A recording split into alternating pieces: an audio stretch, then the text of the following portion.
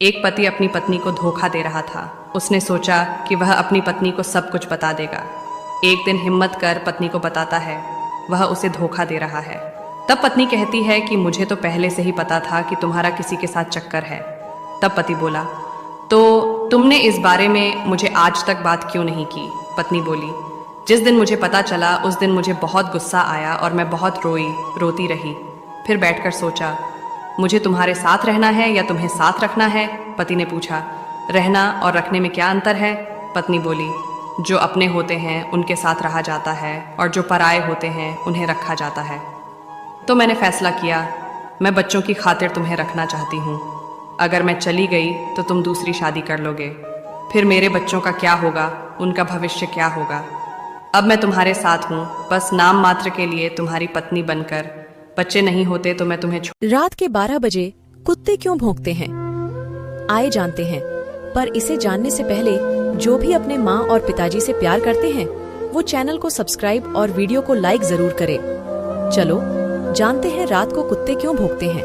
कुत्तों के रात में भौंकने की वजह है अकेलापन। जब वे अकेले रहते हैं तो हल्के डरे हुए रहते हैं और रात में ऐसा होता है। ऐसे में कुत्ते लगातार भौंकते रहते हैं और कई बार कुत्ते रोते भी हैं। अक्सर जिन महिलाओं की लंबाई उनके पति से कम होती है उन महिलाओं का जीवन कैसे व्यतीत होता है, आइए जानते हैं। इससे पहले माता रानी जो कोई भी आपके चरणों में लाइक एवं सब्सक्राइब समर्पित करें उसके घर में कभी सुख समृद्धि और वैभव की कमी नहीं होने देना। चलिए जानते हैं। सामुद्रिक शास्त्र के अनुसार जिन महिलाओं की लंबाई उनके पति से कम होती है ऐसी महिला परम सौभाग्य प्राप्त करती है। ससुराल में ऐसी महिला मान सम्मान प्राप्त करती है और ऐसी महिलाएं पति को। एक शादीशुदा लड़के ने अपनी माँ से कहा कि माँ, जब भी मैं ससुराल में जाता हूँ तो मेरी सास अपनी बेटी से कहती है कि मेरे दामाद को हमेशा खुश रखना, उसका ख्याल रखना। लेकिन माँ, आपने मुझे कभी ये नहीं कहा कि मेरी बहू को हमेशा खुश रखना, उसका ख्याल रखना। उल्टा आपने हमेशा मुझे मेरी बीबी के खिलाफ भड़काया है। ऐसा क्यों माँ? है तो दोनों माँ ही, लेकिन इतना फर्क क्यों? अब आप लोग बताइए कि एक सास अपने बहू के प्रति इतना भेदभाव क्यों रखती है। वीडियो अच्छा लगे तो लाइक जरूर करें।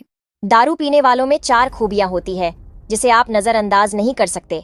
पहला, रात के 8 बजे से पहले सारा जरूरी काम ऐसे निपटा लेते हैं जैसे इन्हें कोई जरूरी मिशन पर जाना हो। दूसरा, दारू पीने से पहले 2 बूंद ऐसे गिराएंगे जैसे ये संस्कार इन्हें विरासत में मिला हो। तीसरा, भले ही इनके पास खाने के पैसे ना हो लेकिन दारू पीने के लिए पैसों का जुगाड़ कहीं ना कहीं से कर ही लेते हैं। और चौथा, रोज दारू पीने के बाद कसम खा के बोलेंगे कि कल से दारू नहीं पीऊंगा और सुबह दारू उतरते ही सारी कस्में भूल जाते हैं। आपको हमारी बात अगर हिम्मत है तभी सुनना इन कड़वी बातों को।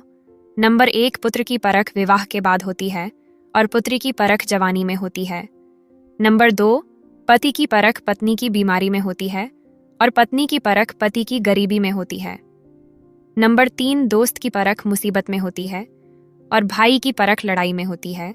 नंबर 4, बहन की परख जायदाद में होती है और औलाद की परख बुढ़ापे में होती है।